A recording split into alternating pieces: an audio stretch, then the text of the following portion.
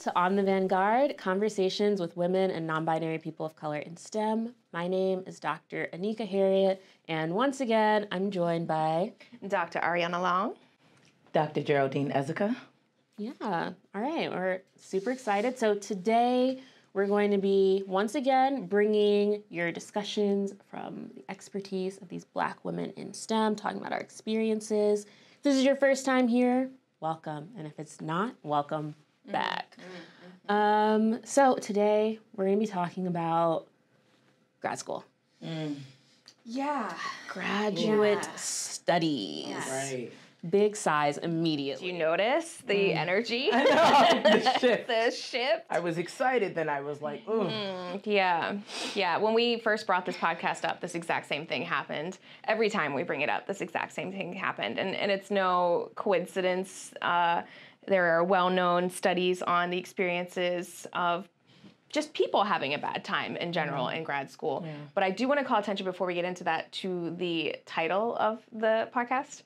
I love that originally it was surviving in grad school. Now it's thriving, because we would like to talk about some of the ways that we overcame some of the crappier elements. We don't want you to survive, we want you to thrive. Exactly. And hopefully we provide you with advice, anecdotes, frameworks for you to be able to not just survive, but thrive in grad school. It's definitely, I feel like you've got to put in, like, what are you measuring against there? Like, definitely thriving as compared to how you could be. Maybe not thriving as compared to, like, your life after grad school. That's true. Maybe before grad school. But for the baseline of being in grad school, I mean, hopefully we can get these folks to thriving. Get to thriving. So I'm going to start with, like, why is there a need for this conversation? Maybe, like, what were all those groans about? Yeah. So as we mentioned in our season opener, we're not going to be reading off bibliographies and citations here, but I did want to start with the hard numbers for women of color in STEM. And I say women of color in STEM because it must be noted that the data that exists, or rather doesn't exist, doesn't account for gender minorities at all. So we only have the categories of male and female when it comes to those large longevity studies and the NSF data. So 51% of the U.S. population is female. 38% of that is women who identify as women of color. So I'm going to go the biggest numbers. Okay. We're working large to small. Yeah. Okay. I'm Prepare yourself. On the edge of my seat. So sitting at a high and mighty 4%, we have Latina and Hispanic women awarded PhDs. Of all PhDs awarded, 4% go to Latina and Hispanic women. Okay. At a real close second, 3% for African American women being awarded PhDs, and less than 1%, 0.1% of PhDs are awarded to women who identify as Native or Indigenous. Wow. So it's really clear. 0.1. 0.1. I want to know the spread on that. I mean, like, how confident are we even in that? Come on now.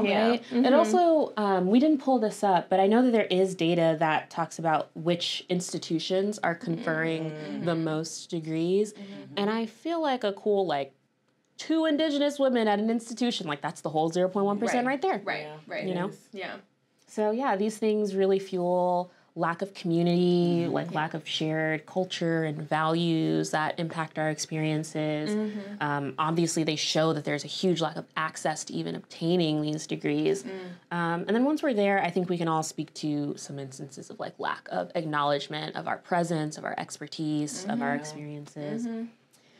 So maybe we should also put a trigger warning on this episode. I feel like we should. I think we should. I really do. I think I've heard rumblings, whether or not it's actually documented. And so again, calling it back to those white supremacy principles, just because something's documented doesn't make it more legit than a real experience. So I'm going to say that. But I have heard rumblings of documentation about the grad school experience exhibiting similar signs of trauma, true trauma. And a lot of people I know I felt coming out of the experience, definitely some PTSD, and I'm not saying that lightly. Yeah, and I mean, we're definitely going to dive into how mental health is affected in graduate students and really dive deep into why that even happens, how people are feeling, the experiences not just of women of color, but of international students who have come to this country really not knowing anybody, and how the experience of being in an American education system really affects and impacts their mental health as well. Yeah.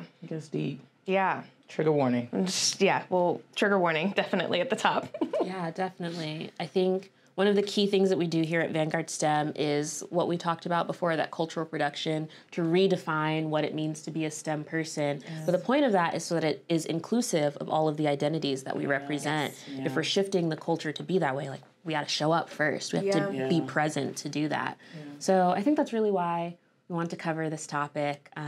So now that we kind of know the numbers, preface some of those experiential issues, let's get into it. I think we're going to start off by talking about the financial burden. So maybe a little bit of a preface of like where we went to grad school, how long it took us to get there. Talk about where we're coming from. So why don't we start with you, Arianna? Okay.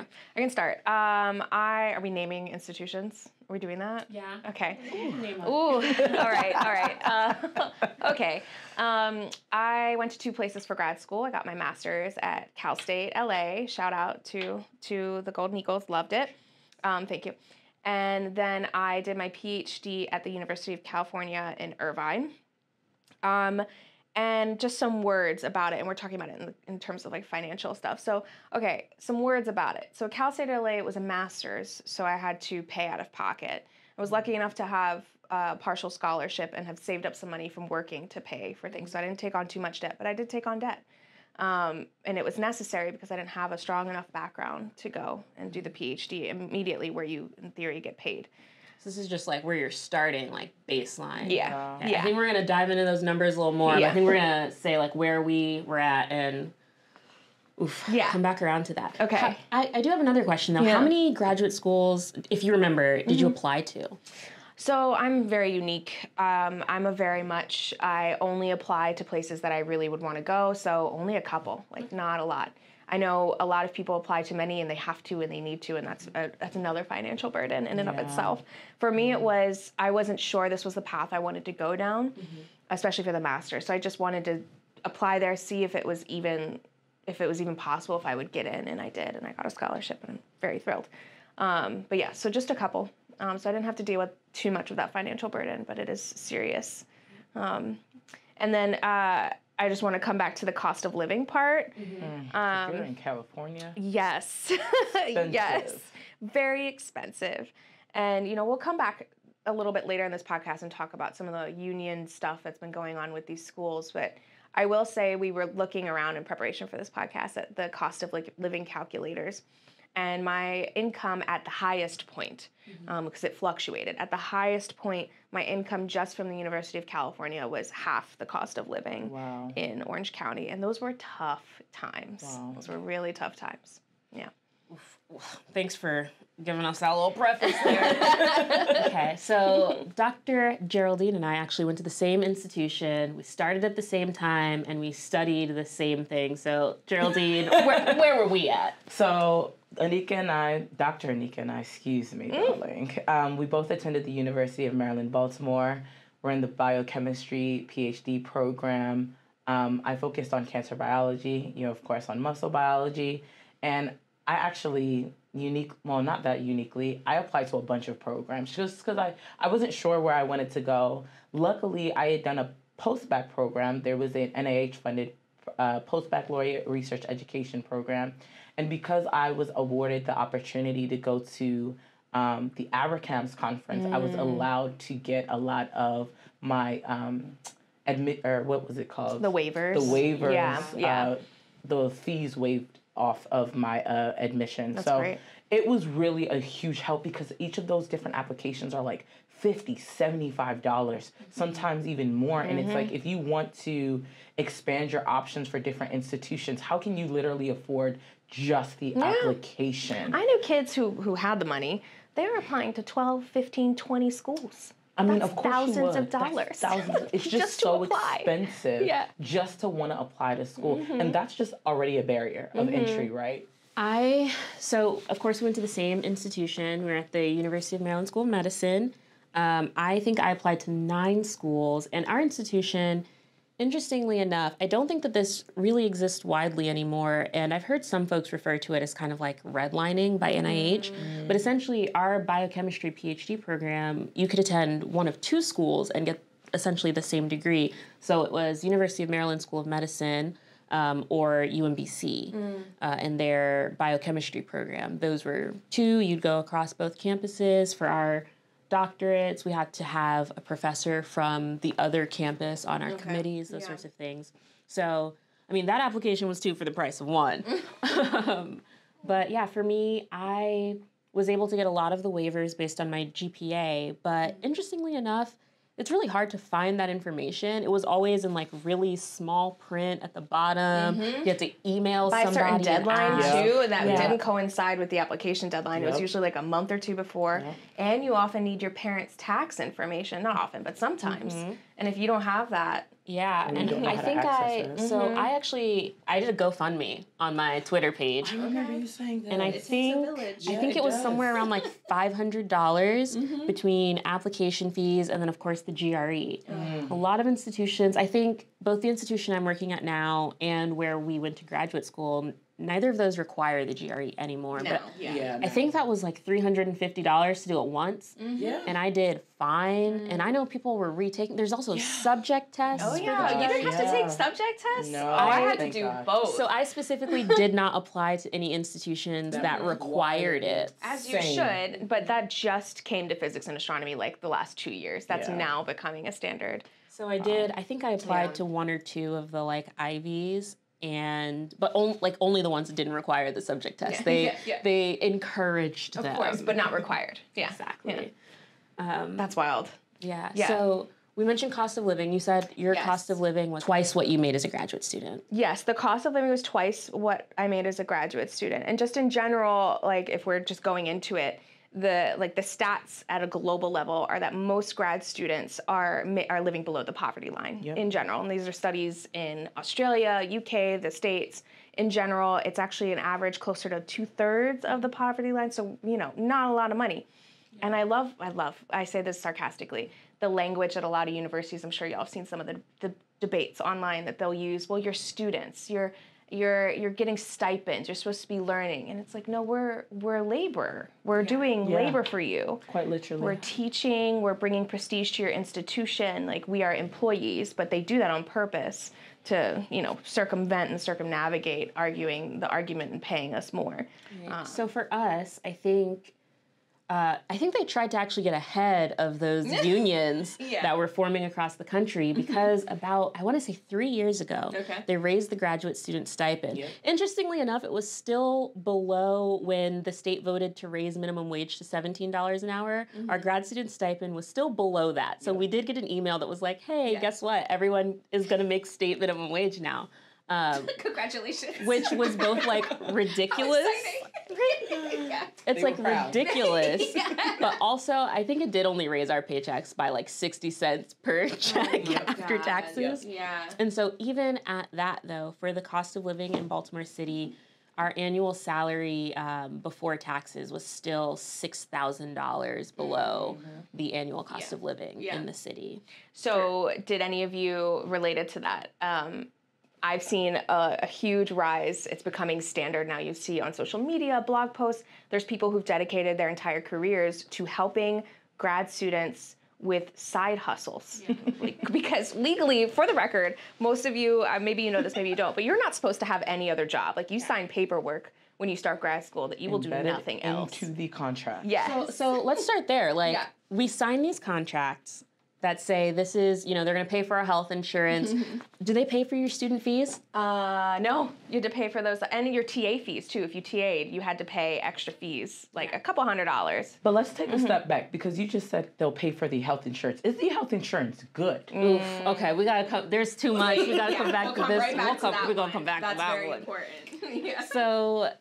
So for us, the first 2 years before you join a lab, you don't get your student fees paid for. You have to pay them out of pocket yourself. Because they're not investing in you that much. So the department pays your tuition and your health insurance, but you have to pay your fees. How much are your fees? Like a few $100s? They're like $1,000 a semester. They were like $900 Oh my god! Yeah. Ours were like a couple $100, and it was like for the gym. Yeah, Oh my $900. $950, yeah. You have to pay That's out of pocket your wild. first 2 years, and so they say they'll cover everything except your fees. Once you join a lab, they ask your PI to pay your fees. Okay. And I don't know if anyone says no, but like it's not a requirement. They ask them. They ask You don't them. have to do it. So they could legitimately be like, No, don't you feel can cover like it. that. You're being paid a stipend. Right, you have money. You have money. So these contracts say we're not allowed to have any other form of employment. Yeah. We're also, what type of employment, what are the grad students doing? We're talking about the financial burden and the low stipend. What are we doing? Yeah. Why are we getting paid in the first place? Yeah. So I really want you to share that story about actually like was that your first week? Yeah. Please share that one first. Okay. So I'll just say, for those who don't know, maybe who haven't applied to graduate school, don't know anyone in graduate school, as a grad student, if you're at an institution with undergrads, you're teaching, whatever like work that you're doing towards your dissertation is not just like a fun little side project. That's like you're working on that all day. You're a full research scientist. Yeah. And oftentimes they'll say you're in this like public facing debate that's happened in the last couple of years. They'll say you're a part-time employee because technically you're only required to teach 20 hours a week and grade 20 hours a week, but your research is supposed to be that other 20 hours. And that's if you're not taking any classes, you're not doing any of these side hustles, you're not doing any outreach, you're not seeing family, like you got all this other stuff, but really you're a full-time employee. And let's be real, it's never actually ever 20 hours a week. No. Okay? Especially if you're working, I work with cells. Especially if you're working with cells that grow a lot, you will be coming in on the weekends to take care of those cells. Okay, so it's never really 20 hours a week. It's giving more like 40, 50, 60, right? In addition to even grant writing. I think specifically for us, pre-qualifying exams, so while you're still in classes, they say 20. And after classes, they say 40. Okay. It's controversial, and I know it ebbs and flows, and I'm comfortable with an ebb and flow. Like, I'm comfortable with a week or two being, like, longer, but a peer of mine and I started, like, tracking our hours in grad school, and we both found that we do the best work when it's capped at, like, 35, 30. Anything beyond that, it's, like, diminishing returns. Like, I'm working, but my output and my actual ability to think and analyze is just not there. Like, our brains are not meant to do that. Yeah, so again, though, that's, like, 30, 40, 20 hours a week, so you can maintain your below the poverty line status. Which is insane. Our institutions are opening food banks, and it's like, maybe just pay us.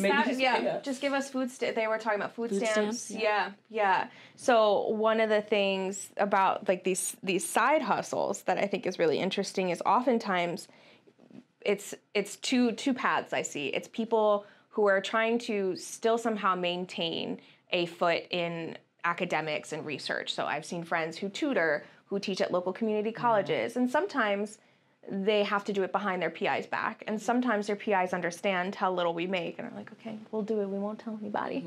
But other times, you know, I think a lot of people are forced to just do whatever they can to get money in anything. I've known people to clean houses. I've known people to, you know, DoorDash, Uber, whatever. I've known people to work in retail. Plasma donation. Plasma egg donation. Plasma donation.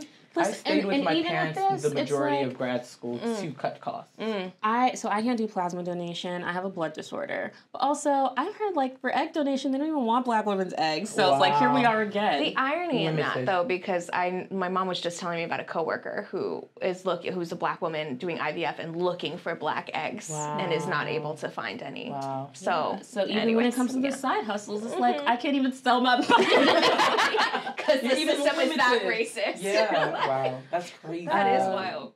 So yeah, I remember our first day. So Geraldine and I started in a summer bridge program. So we came to campus a little early. For me, I was like, great, I can get started on that stipend now, not have to worry about a summer job. And I remember the first day I was late. And I came in and they were sitting around a table doing orientation, going through, packets of information. And the person who was hosting the orientation told this story about, she was, going through the contracts that we all have to sign, specifically the line where it says no outside employment. And she was telling a story about how she had gone to Banana Republic and saw one of the grad students there folding clothes. And she was like, ooh, like, you should be in the back. Yeah, like, I didn't see you. And I remember thinking that story was, like, so funny, like, oh, like, they can't get caught. But, like, after a few years of making no money, I was like, that story wasn't funny, actually. Imagine what other responsibilities that person had that they couldn't fulfill with the graduate stipend. I mean, in my lab alone, we had a married woman with kids, okay? And it wasn't like she was super older than the rest of us. This was just her life trajectory. After she graduated from undergrad, she did a master's, decided to come to grad school, but she wanted to continue to lead the life that she decided to live, which was be married and have kids, all on a graduate school stipend. And her husband was on a postdoc stipend.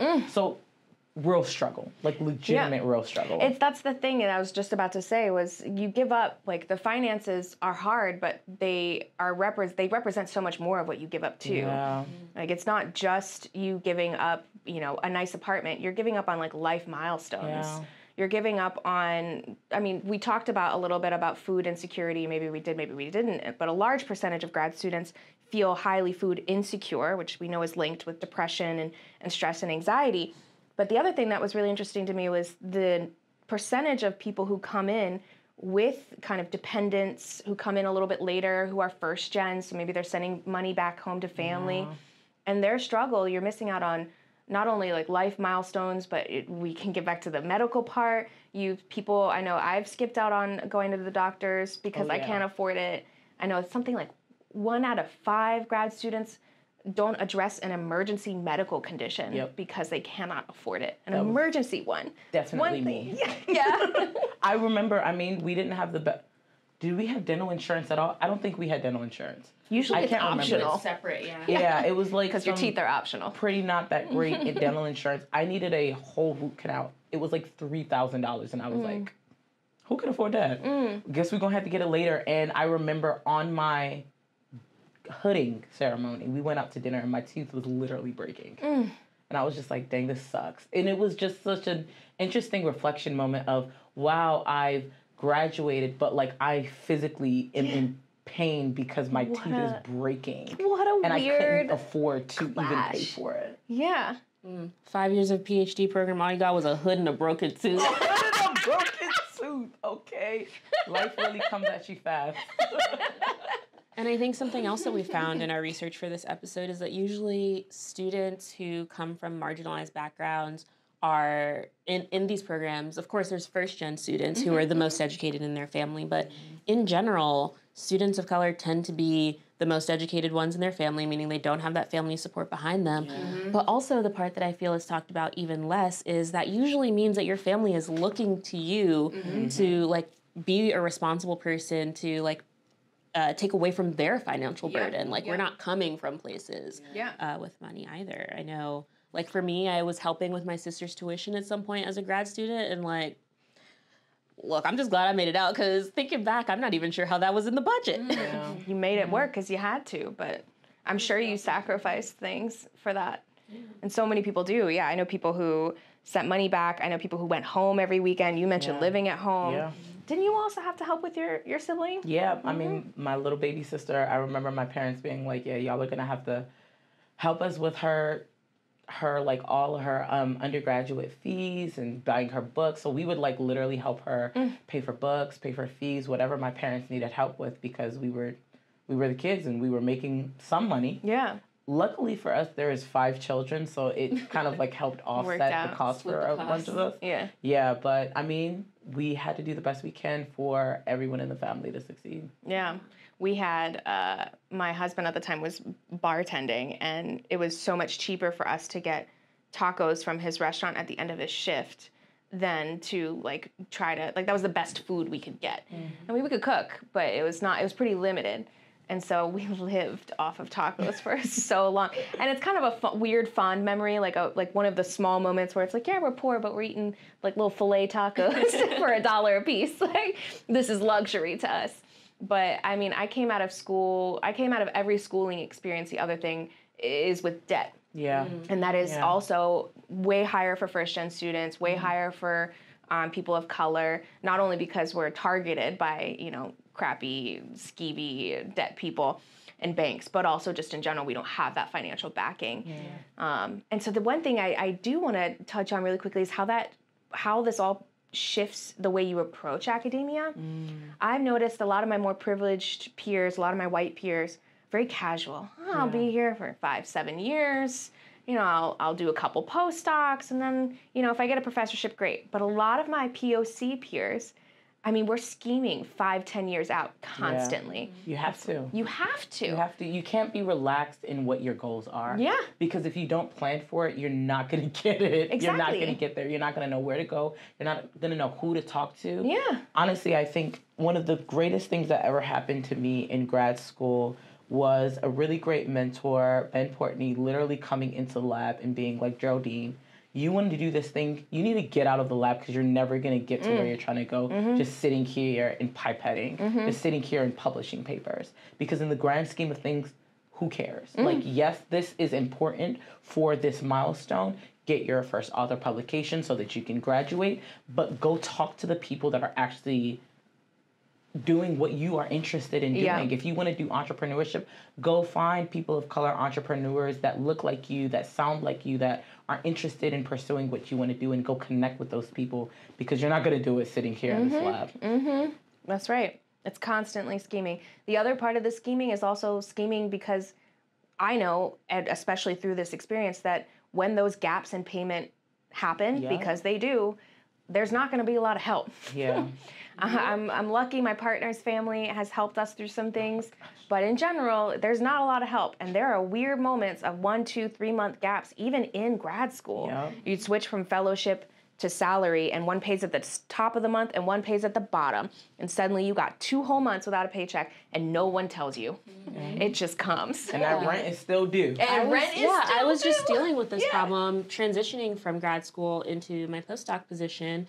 And it was exactly this, right? Like, for me, I had signed my offer letter and done all of that actually a year in advance of finishing, and somehow that still made like there was an 8-week like gap in pay, and it took a lot for me to even get someone to care enough to take the steps. And it was one of those things where someone told me, you know, it's going to take 5 days to reissue this check, and one angry email, a little public shaming on Twitter, suddenly it takes 35 minutes. Do what you gotta do. But with that, one of the things that I had mentioned when I talked about how like detrimental that was to me on social media was that for me, coming out of undergrad, I was working every summer in undergrad, and similar to you, I felt like I have to be working towards these goals that I have in mind. So I was working jobs where I was teaching at universities or doing science in a lab somewhere. And then when I came to grad school, I think my parents sent me on a vacation for 10 days. Then I came back home for 3 days and then like packed up and moved to Baltimore so that I could start that student stipend. And same after graduate school, I took a week off because that's how long they would let me stay on my student stipend post defense. So that week I was like, I'll get paid this week. And then immediately like that next week start my postdoc so that I wouldn't have a lapse in pay. And when I tweeted about that, it was really interesting because there were some folks who understood that I was talking about like this price of poverty. And I called it like the toll that it takes, the casualties of this capitalism or this of poverty. But there were some people who thought I was talking about like hustle culture. I was like, it's about the grind. I take no breaks. Exactly. I was like, no. Like, please. I want to take a break. I'm like begging for a break, actually. I would love that. And I think that kind of like can transition us into like there's this financial burden I think was one really big thing we wanted to address. But like what is the impact of that burden? And it's often on our mental health. And so this is another really pertinent issue when it comes to grad students, postdocs, trainees in general, even undergrads, is the way that these disparities impact our mental health. So I know that's the next topic we wanted to get into. And honestly, right before we go into that, I really have to say shout out to my parents because they always would welcome me with an open home, open bed, open meal. Whenever I didn't have it, even when I was transitioning out of grad school into industry, I was broke, y'all. Like, it was, I had to spend all of my money moving. And I remember a time sitting in my apartment. It was empty. All I had was my bed that I moved with, and my suitcases. So it was clothes, bed. There was nothing else. I was so sad. And my parents could tell, but I wouldn't really say, like, how much I was struggling. And I remember them sending me money, and I was just like, I can't accept this from you. And they're like, what are we here for if we can't help you? And it just kind of goes into like how, oh my gosh, I was really going into this like just deep sadness, kind of depressed of how is it that I've made it out of grad school, but I can't even afford a livelihood. And it's crazy because I was reading numerous studies actually indicate how much that mental health issues are pretty much ubiquitous. In medical education, in graduate education, whether it be PhD programs, law programs, medical school programs. Virtually ubiquitous was the word they used. That's insane. Yeah. Why are we not addressing this? Yeah. I think I want to leave this point to you to make if it's there, but there was another like caveat to that they said not just the environments or the stressors that we talked about. Right. Yeah. They said that these mental health issues they found were specifically caused by their studies. graduate studies. I could Caused not by that language. their graduates. Like, it's not, oh, I'm sad because I'm going through this thing that happened in my life. Or pre-existing. Yeah.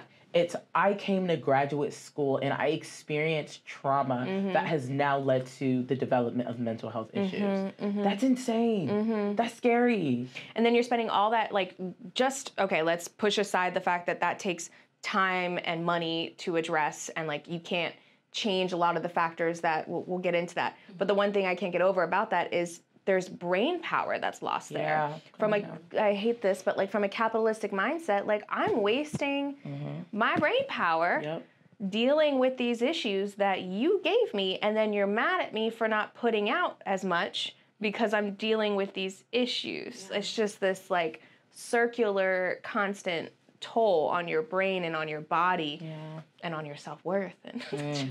And to that point, if we're facing these issues to a higher degree than our peers, then not only are we less likely to be in these programs, we're less likely to succeed in them because we're facing a burden that other folks just don't have to, or that they have more options rather, to deal with them when they do. They're not having, faculty out here invalidating their experiences when you come to them and say, hey, this was really hard for me, or so-and-so said something kind of outlandish. Can we address that? Yeah, you're overthinking it, and now you're walking on eggshells. You're toning yourself down. I can't tell you how many times I've toned myself down. Okay, someone touched my hair. Oh, well, maybe they thought it was nice. No, it is a panorama. Why is anyone touching anybody?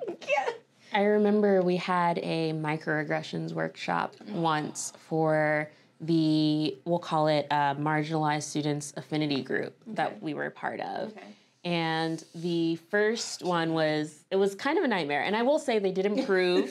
Maybe they shouldn't have needed that extra instruction that the students gave them to improve. But the microaggressions workshop was led by like the, DEI or like mental health, like department in the school. And they came and taught us about what microaggressions are and how to address them in the workplace.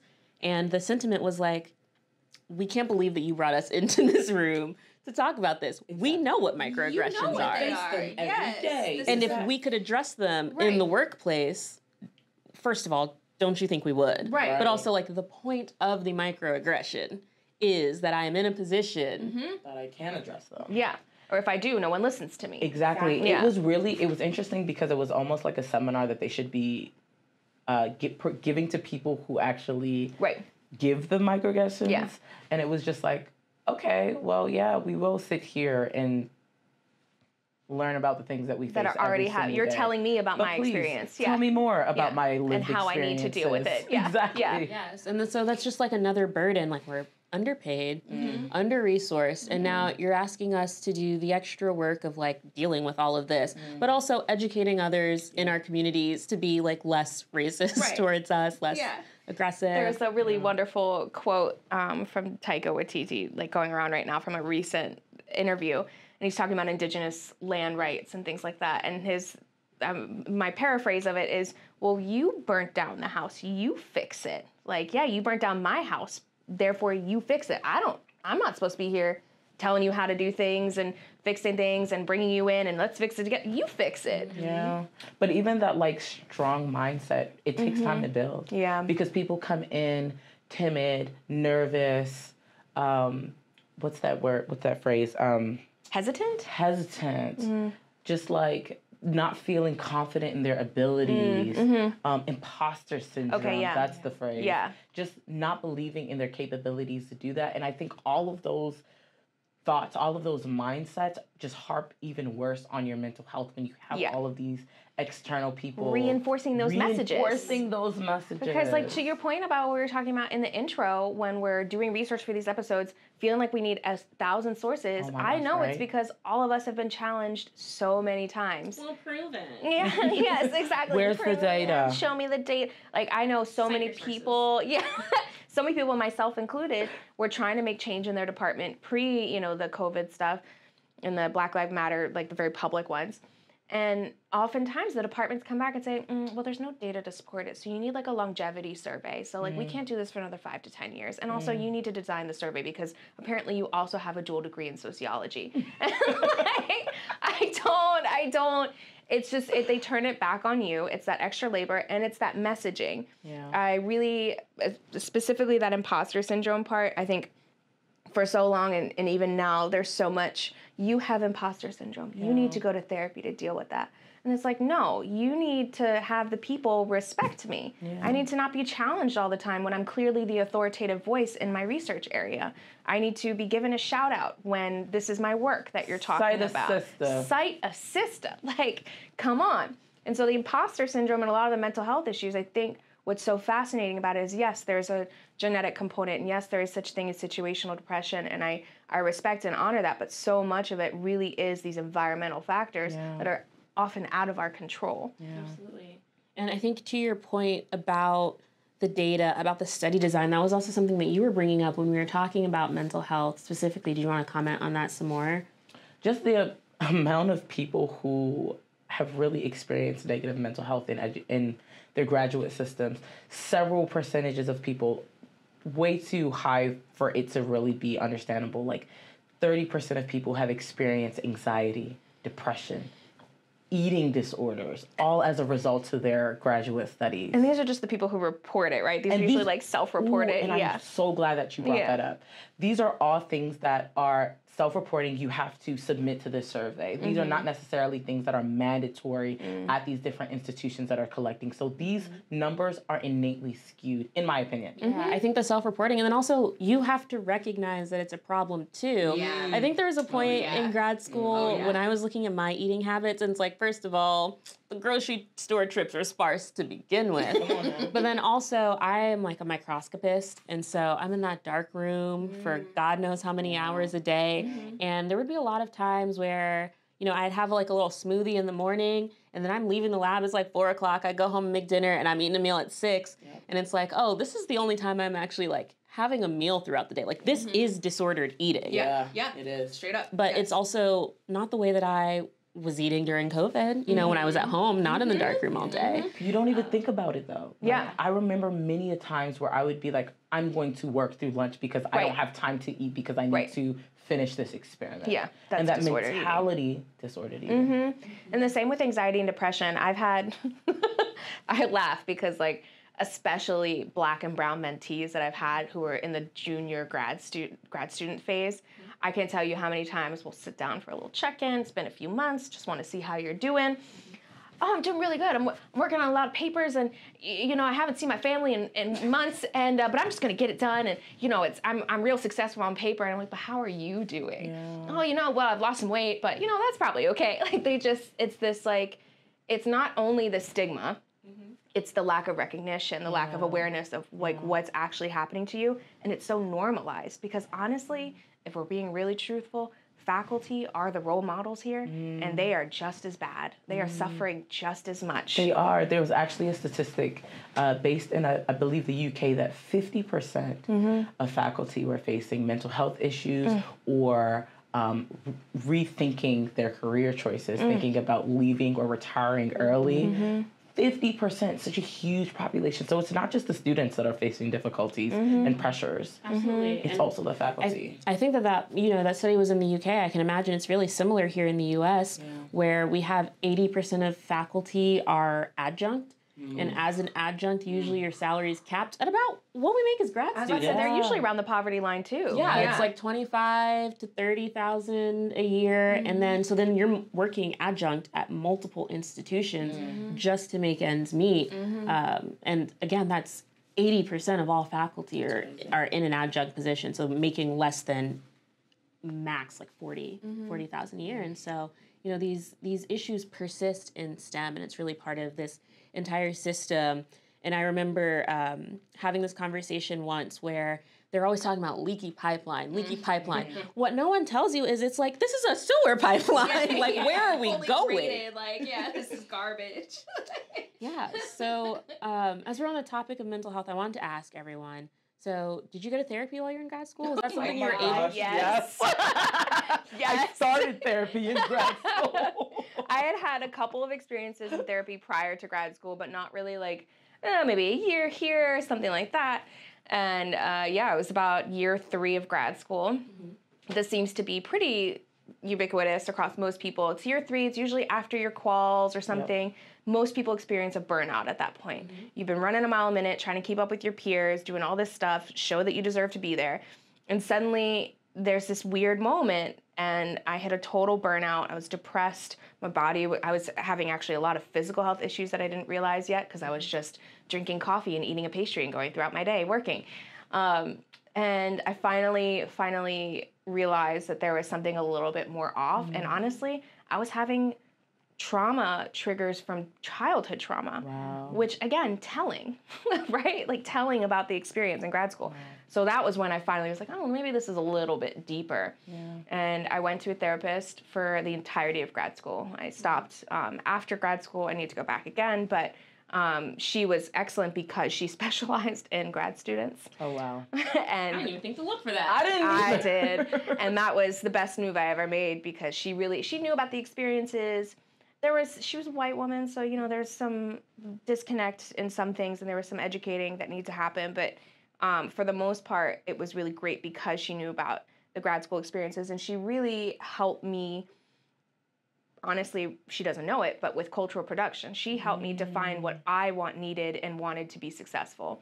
Of course, some of those things were traditional metrics, papers, things like that. But there were other things that were really important to me and values that I had that I didn't realize that I could kind of quantify in a way. So my outreach and my DEI and my service and my mentorship stuff, it was always framed by most traditional academics as a distraction from your work. You do too much of this. You should focus on this if you really want to be a professor. And a friend of mine and I were like, but this is one of the only reasons I'm still going, this type of work. And so my therapist helped me kind of bring that part of my voice out and be really firm. And that's who I am. That's what's important to me. So if I can launch this program and get a paper out, I'm chilling. I'd like to see you do both. Most people couldn't. Okay. Yeah. So we're moving from the kind of maybe more survival chat into the thriving. So how were you able to find your therapist? Is there any tip that you could provide or something specific that you did? Yeah. So first of all, first and foremost, this is something I didn't do, but I recommend to everybody, make sure the graduate school that you're going to, if it's not too late, has therapy as part of the health insurance package. Some have temporary therapy, a couple of months, but then after that you have to pay out of pocket. Some have virtual, whatever it is, just try to understand that if you can or ask around. I'd say a big red flag are the institutions that say you get this set number of sessions at their counseling office per year. Yeah, and then after that you're on your own. Yeah. So UCI, it was you get those set things, but then they refer you out and it's still covered by insurance, which was really lovely. I did actually explicitly, painstakingly, as a true academic does, go through a lot of therapists locally and in the greater LA region and literally just searched for people who said that they have experience with academics in grad school. It was a really small pool of people, but it did come up. So if you're in a bigger city, I imagine it's better. I know most insurances, it's at least statewide, so maybe taking the sacrifice of doing online therapy just to have someone who like knows kind of what you're going through might be worth it, in my opinion. What was your experience there? Now, let's be real. I'm going to preface with I would not have known about the therapy if it wasn't for Dr. Anicca. Straight up. I mean, our graduate school provided therapy through an online app. And honestly, I had a few requirements. I needed the person to be a Black woman. I needed them to be foreign. I'm Nigerian, so there's just a lot of cultural nuances that some people just might not understand that I really needed my therapist to understand and just kind of appreciate. So she was Caribbean, which was awesome. And I needed them to be Christian because there's a lot of religious nuances that kind of like really define my character that I really needed her to understand. The point of them being like just integrated in understanding graduate school culture, that's important. I should have done that, but it takes a while to get through there. I'm glad that we're mentioning it for all of the people that are watching this. So shout out to you, boo. But oh my gosh, Tanya was great. Like she really helped me just kind of think deeply and think outside of myself in a sense about what I was doing, why I was doing it, the patterns that I was having during my graduate school studies and why I had these patterns. And she really kind of helped me reframe like why I was doing certain things. Yes. In the grand scheme of things, I think that I was trying to do certain things because I was like, oh, I'm just trying to get out of here. Like, I had this sense of urgency the second I touched down in grad school because I'm like, I can't stay here for 10 years. I need to go do the next thing that I'm interested in doing, whether it's entrepreneurship, whether it's go to do a postdoc, whether it's academia versus industry, whatever it was, I knew that exactly. So she kind of like made me realize like, why are you in this rush? Slow down, reimagine what your goals are and just write it down. Take your time. Be very direct with what your goals are, but it's okay for you to slow down a little bit and work towards them step by step as opposed to trying to do everything in a setting. And really that helped me a lot. It made me, she gave terms to things that I was experiencing that I didn't know that other people experienced them. I would be feeling all alone in this world. And she's like, girl, I went through that last week. Let me tell you what this is. She would give me resources to read. And it was just really, it was empowering. That's beautiful. Shout out to Tanya. I love that. What about you? I went to therapy as well. I did online. So for us, I think it switched at a midpoint in our graduate studies where they were offering free covered therapy on BetterHelp, but then they switched to a like central patient portal for doctors and therapists. So I switched there. And what I was looking for was another queer Black woman therapist. That was really important to me. Someone who shared those axes of identity. Again, the grad school thing, that's real big brain energy right there. Unlock, okay? That's the astrophysicist brain that be. I was definitely talking to my therapist, and she was like, girl, what? I know, because that was the thing. That was the thing. I know some things are out of pocket. They're ridiculous, right? Yeah. But I needed someone who could like accept that a little bit and and then move forward. Yeah. I think but maybe that was helpful also, calling it what it was. That's what I was going to say. Yeah. That was really big for me. And then along with that, in a similar vein was, I think for me, my therapist helped me to understand that not all of the problems I face were things that like I could or should just like push through. Well, even if I can, you know, coming out how on the other end, you know? I remember there was one conversation that she and I were having, and she just responded and was like, this is why Black woman was important. I don't even remember what it was I was talking about, but something about the process of like being in grad school. At this time, I was doing a summer fellowship up in Cape Cod, which was a little isolating. And I said something to her, and she just went, girl, you've never been medicated? She was like, I'm not sure I like your tone. My therapist said the same thing. Oh, you two we're not diagnosed. We refuse diagnosed. And both of y'all had therapists calling you both out on your neurodivergence. Listen, don't worry about it. Okay. Actually, maybe you should be worried about it. But, you know, someone, you know, I really love, like, when we are able to name the folks who were having these conversations, other Black and Indigenous women and non-binary folks. And I really relate to, on Twitter, she's at Naya Butler. She's a grad student studying, I think, aerospace engineering, if I'm not mistaken. Yeah, been really open about her mental health journey. And one thing that I relate to a lot, I got my NASA button down. So I do spaceflight research in space biosciences. And ever since I was a little kid, I always said, like, oh, I want to be an astronaut. And one of the things that comes with that is, like, you have to have very clear, like, healthy mental, history. And whether or not you take medications and the types of medications that you take are part of that. And so for me, that was something that I just never even really took seriously as an option, because I was like, this is going to affect my career goals. Who knows if I'll ever actually get there, but if I want to, that can't be on my medical record. Yeah. But imagine how many people are thinking the same. Exactly. Yeah. And that's why it was so meaningful to me to see Naya having that conversation and to also be in that same space. Definitely one of the things, that we really love to do here is remind folks that they aren't alone in their experiences, but also to see someone going through that with maybe making better choices than I did. We're all learning. Yeah, we're all but learning. Shout out also to all of the Black women in STEM, out of STEM, in mental health studies, in psychology, psychiatry, all of the psychs, that are vocal about their mental health journeys. And also showing, sorry to interrupt, but also showing that these things often present differently in Black women. As someone who is adult diagnosed autistic, that has been so wild for me, seeing how it presents so differently and how all of the signs were there since I was a kid, but you wouldn't know it if you compare me to the little white boy in the corner. And so knowing that and people being vocal about it has been wonderful, but I also relate to you not disclosing it because I'm public about it. People know. It's on my social media. I will not disclose that to any institution officially that I work at because I will not have it weaponized against me. And that relates to these statistics. I mean, I see these surveys go around. It's even one's just related to Black experiences in grad school. I wasn't going to fill it out. I was one of 2 Black people in my department of 150 grad students. You know who I am. I cannot, this is not anonymized. I filled out a survey recently that asked for my age, and I was like, everybody knows I'm the youngest person in the room. Please.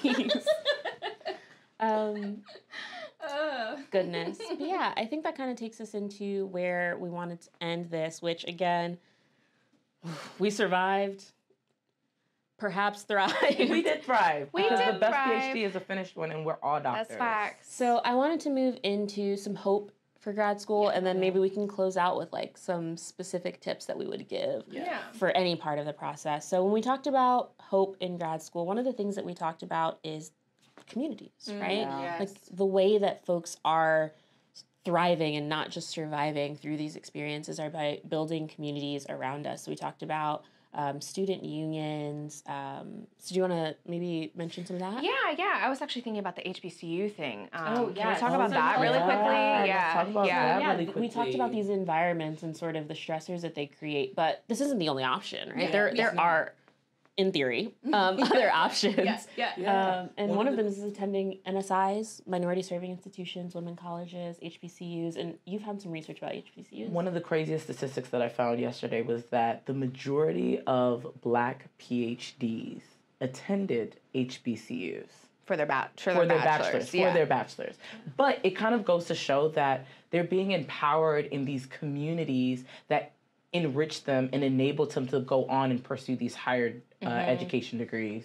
Yeah, well, a lot of studies on persistence of people of color in STEM fields all the way through graduate degrees, they show that one of the most important factors is this, to your STEM identity, your science identity, is this meaningful other. And so if you have these upper level academics, whether they're professors, senior grad students, your peers even, if they see you as a science person and don't ever question that about you and whether or not you belong in that space, you're going to persist and be more successful and see yourself as a science person for much longer in an undisrupted way versus those of us, unfortunately, stepping into PWIs for your first experience outside of your K through 12 system. you're immediately challenged all the time. I know I was the only Black person in my classes. I had professors over several semesters who asked me if I was in the wrong class. Wow. I'd taken multiple of their classes. And there ain't that many people taking math. It was a math degree. Like, it's not a popular class. I mean, how many people of color have you had that were professors that had PhDs? Exactly. The only experience I ever had that was like this was my Cal State LA experience. Amazing. It was, most of the students were students of color. It was a master's degree, and a few faculty were faculty of color. Wow. And that was the most enriching experience I've ever gotten, and I can only imagine what it would have been like at an HBCU. So I wanted to mention some of the work that we've done on VanguardSTEM about all of these things that we've talked about so far. So going back to mental health, we have the Reveal to Heal series that's still up, and that talks about, for the individual, Dr. Christelle Villefranc, who wrote those back in the day, talked about mental health and how it specifically relates to her culture. So you talked about being, like, wanting someone who was international as a therapist. She talked about Caribbean households. She talked about the religious aspect of addressing mental health. And then just Black women in general. So I actually I referenced that when I was looking for my therapist. Therapy for Black Girls is a great resource, and they have the Library of Therapists by city. And then to your point about the HBCUs and, like, meaningful others and who those folks are, I think for me, something that I was able to do, actually based on the resources that I was familiar with because of VanguardSTEM, was to identify exactly that, like the meaningful others and the types of people you surround yourself with, and their values matter. And so because of that, I was able to pick a mentor who maybe didn't, like, know as much, wasn't as well as informed as I was, but when I, on our very first meeting, like, mentioned, like, this is what I do, this VanguardSTEM stuff, was able to, like, gauge his response to that and know that, like, he would be supportive of me in that, even if he didn't get it. And that turned out to be one of the most impactful parts of my experience, because then when it came to my committee, what I did was I asked my PI at the time who he thought should be on my committee. And he gave me a list of mostly old white men, because, you know, that's who's there if we're just being real. But I was able to take his list and say, okay, well, this is the expertise of the panel that you've given me.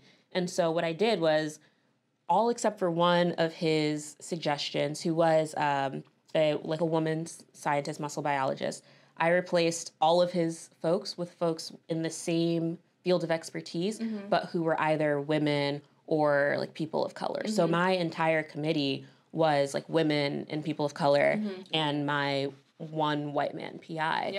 And that was something that really did make a difference all the way down to the day of my defense.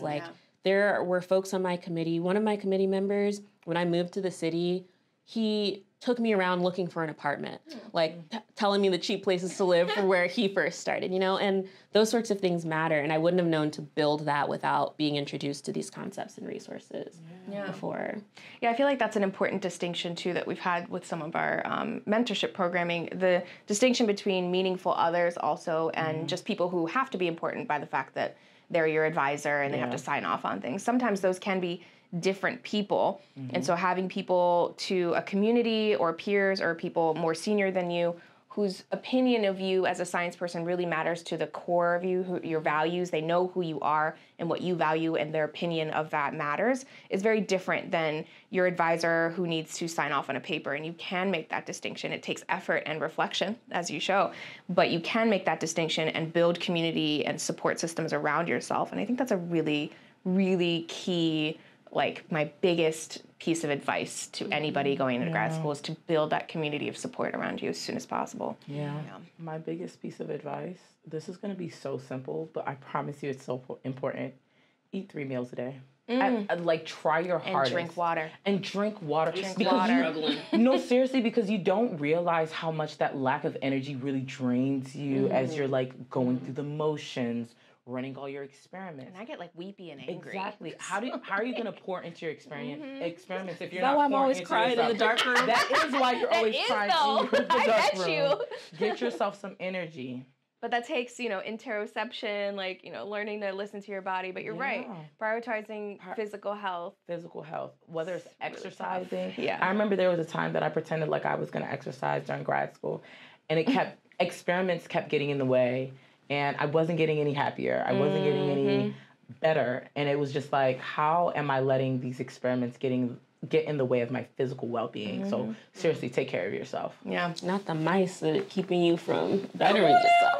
Okay, I really couldn't stand the mice in the first place. I think the one other thing we didn't really touch on in a positive way was the finances. So while you can't, change the entire system, it is really nice to see there's been a lot of union activity among grad students and postdocs and researchers at universities across the country, private and public.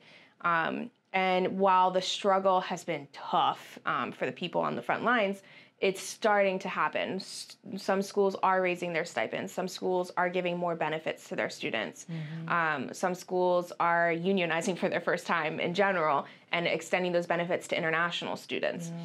So there is hope in that direction on the financial end for sure. I know specifically at Tufts, they had a similar situation where I think their graduate student stipend is one of the lowest in the country. It's between $24,000 and up to $25,000 at Tufts. At Tufts in Boston? Yeah. So they cost of living $50,000 a year, 52, I think.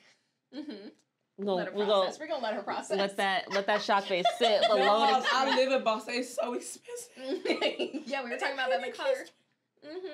So, yeah, that's an ongoing battle. And one of the other things that they're fighting for is the vision and dental. And also gender-affirming healthcare. And that's a really important thing that I don't think this group really touched on. But when we're talking about therapy availability and what your graduate student contract states, if you're someone who's seeking that sort of healthcare, it's important to know that it's not always covered. And it is really state by state. So we were in school in Maryland, and luckily Maryland is really good about those things. California was great. I think Maryland, for folks who are interested in maybe coming to grad school here, it was just declared a state that's a trans sanctuary state. Oh, wow. So folks can come here to receive their gender affirming health care. Oh. It is covered by our state healthcare systems, as is women's health needs and contraceptives, PrEP, those sorts of things are covered in the state of Maryland.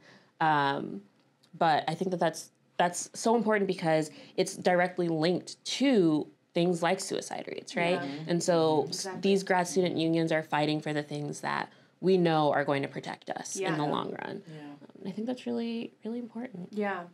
And the last thing I think is really, really critical, especially to what we do in VanguardSTEM, but just in general to what's been happening in the last few years, is because of people recognizing how difficult it can be for some of us to find peers and community at our PWIs, our primarily white institutions. More and more online groups have arose that can really provide that community. So you have all the Black and X movements, you have mentorship movements like Scientifico Latino.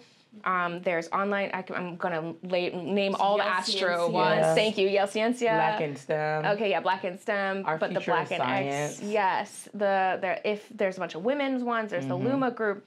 There's all these different groups now where you can, maybe it's not a day-to-day you're hanging out with these people, but you can seek both support, mentorship, and peers in these spaces. And then when you meet up at the diversity conferences or the STEM conferences, then it's litty. Yeah. And it's a lot of fun. You got community. Yeah. And if you don't, that's what we're here for. That's right. That's right. Come join ours. But it's great that, these community exists. We can engage and interact with each other and really leave that ladder down and build each other up. Yeah, I love that. Leave that ladder down. Let's end there. I like that a lot more than standing on the shoulders. Right? Yeah, because that one feels more like get off white, greatness only at the top, singular person. No. Let's leave the ladder down. Let's come together. Let's come together. On the same platform. Exactly, and we're bringing you all up, so come join us. All right. Well, I think that is a great place to close out. Follow us at VanguardSTEM on all of the platforms. VanguardSTEM.com for more. Talk to us. Yeah. Until next time. We'll talk back. That's what they say on that. Talk to us. We'll talk back.